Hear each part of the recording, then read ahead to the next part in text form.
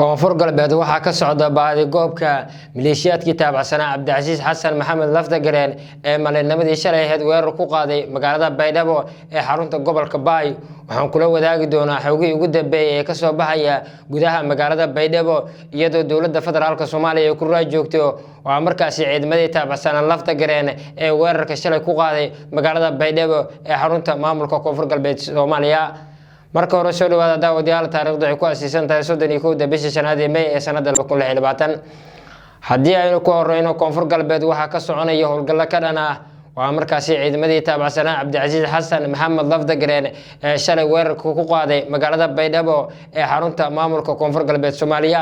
dagaal aad u qaraar ayaan halkaasi shalay ka dhacay iyadoo ciidamada dawladda ay markaasi dib ula wareegeen gacan ku haynta magaalada Baydhabo wixii intaasi ka dambeeyay taliyayaasha ka howlgala markaasi koonfur galbeed Soomaaliya ayuu madaxweynaha Soomaaliya Xasan Sheekh Maxamuud waxa uu ku amray inay markaasi ay ku raajoogaan ama ay baadi goobaan ciidamadii Laftagareen ee ku sugnaa gudaha magaalada Baydhabo oo laga wareegay Cabdicasiis Xasan Maxamed Laftagareen wax ka badan 2 bilood ka hor ayaa markaasi ciidamadii Laftagareen waxay doonayaan inay dib ula wareegaan magaaladaasi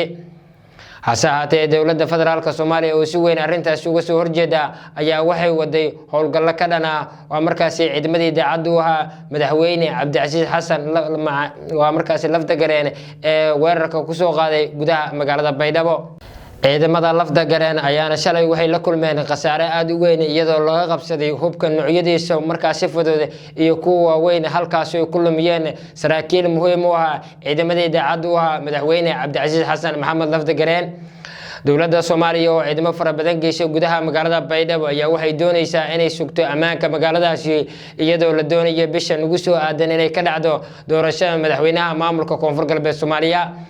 hase ahaatee ciidamo daacad u ah madaxweyne Laftagareen oo isagu ku sugan magaalada Nairobi xarunta dalka Kenya ayaa waxa uu doonayaa inuu markaasi si qasab ah kula wareego magaalada Baydhabo ee xarunta maamulka koonfur galbeed Soomaaliya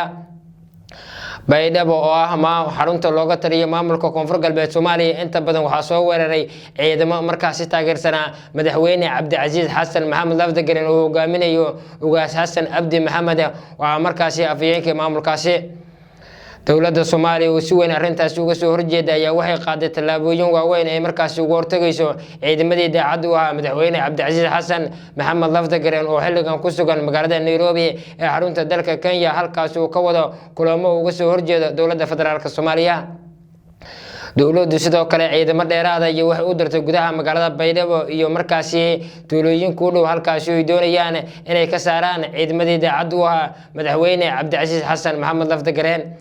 Laftagareen oo markaasi doonaya inuu dib ula wareego magaalada Baydhabo waxa uu sheegay marar kala duwan oo warbaahinta ka soo muuqda in si qasab ah looga ceeriyay magaalada Baydhabo hase ahaatee uu yahay maamulka saxda ah ee markaasi ka taliya gudaha maamulka koonfur galbeed Soomaaliya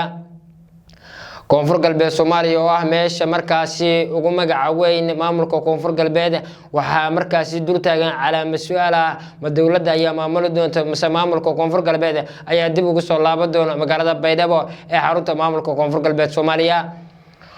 koonfur galbeed Soomaaliya sidoo kale waxa ka socda dhaqaaqyo kala duwan oo wadada dawladda federaalka Soomaaliya kaasi oo ku doonayso inay ka qabato doorashada waa markaasi madaxweynaha maamulka koonfur galbeed Soomaaliya iyadoo la doonayo in halkaasi la geeyo gudoomiyaha golaha shacabka Sheekh Aadan Maxamed Nuur Aadan Madoobe Sheekh Aadan Nuur Aadan Madoobe oo haatan gudoomiyaha golaha shacabka baarlamaanka Jamhuuriyadda Soomaaliya ayaa waxa uu doonayaa inuu markaasi u noqdo madaxweynaha ugu sareeya maamulka koonfur galbeed Soomaaliya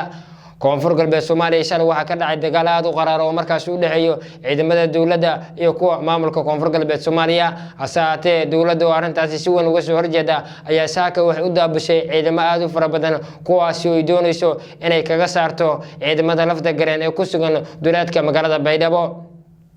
ciidamadii Laftagareen ee daacad u ahaa oo dib ugu laabtay magaalada Baydhabo ayaa iyagu waxay ku sugan yihiin duleedka deegaanada u dhow magaalada Baydhabo iyagoo doonaya inay mar kale ay u ruqasadaan gudaha magaalada Baydhabo